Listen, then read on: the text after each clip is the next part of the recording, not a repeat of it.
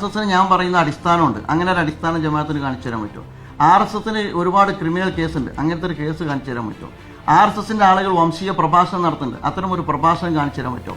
RSSന്റെ ഭാഗത്തുനിന്ന് വംശഹത്യയുടെ ഒരുപാട് ഉദാഹരണങ്ങളുണ്ട്. അത്തരം ഒരു ഉദാഹരണം കാണിച്ചു തരാൻ പറ്റുമോ? RSSന്റെ നേതൃത്വത്തിൽ മൊബിലിഞ്ചിങ് നടക്കുന്നുണ്ട്. അത്തരം ഒരു മൊബിലിഞ്ചിങ് പങ്കാളി കാണിച്ചു തരാൻ പറ്റുമോ?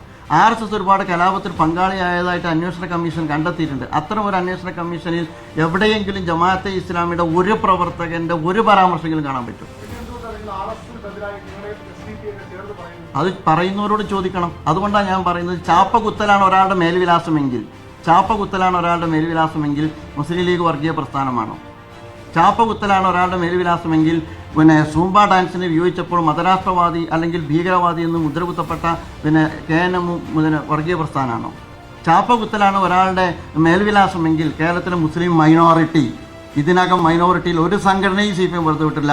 ഞാൻ പറയുന്നു, ശ്രീ P. ജയരാജൻ രചിച്ച ഏറ്റവും ലാസ്റ്റ് പ്രകാശനം ചെയ്ത പുസ്തകത്തിനകത്ത് നിന്ന് മുസ്ലിം സംഘടനകളിൽ കാന്തപുരം വിഭാഗം ഒരു സംഘടനയും വിട്ടിട്ടില്ല. ഒക്കെ തീവ്രവാദ പ്രവർത്തനങ്ങളുടെ പേര് അടയാളപ്പെടുത്താം. അതിൻ്റെ അർത്ഥം ചാപ്പ അതാണ് എങ്കിൽ അതാണോ ഒരു കമ്മ്യൂണിറ്റിയുടെ മേൽവിലാസം? ഈ സമീകരണത്തിൽ ആരെയാണ് ലളിതവൽക്കരിക്കുന്നത്?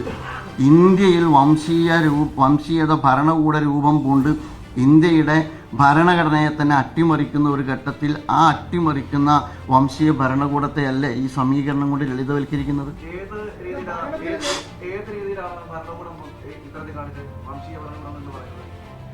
എങ്ങനെ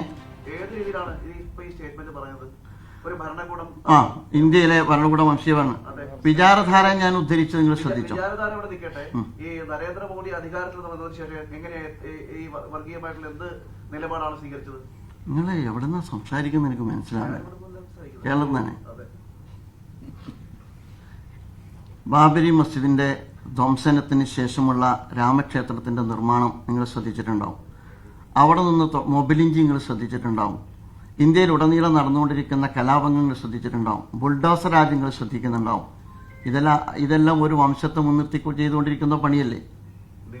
നിങ്ങൾ മനസ്സിലാക്കേണ്ടത് NRC, മുത്തലാഖ്, NRC, UCC, ബുൾഡോസർ രാജ്, ഒരു മിനിറ്റ്, മണിപ്പൂർ കലാപം, ക്രൈസ്തവ കമ്മ്യൂണിറ്റിക്ക് നേരെ, ക്രൈസ്തവ മിഷണറിമാർക്ക് നേരെ നടന്നുകൊണ്ടിരിക്കുന്ന പ്രവർത്തനങ്ങൾ.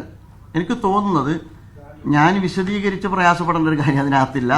നിങ്ങളുടെ ചോദ്യത്തെ ഞാനിവിടെ അക്കോമഡേറ്റ് ചെയ്യാണ്. അത് കേരളീയ സമൂഹത്തിന് തുറന്നു കൊടുക്കുകയാണ്. അദ്ദേഹം ഒരു ചോദ്യം ചോദിക്കുന്നു. കേരളീയ സമൂഹത്തോട് ഞാൻ പറയാം, അദ്ദേഹം ഒരു ചോദ്യം ചോദിക്കുന്നു, നരേന്ദ്രമോദി വംശീയത പറഞ്ഞതിന് തെളിവുണ്ടോ? മലയാളി തരും തെളിവ്.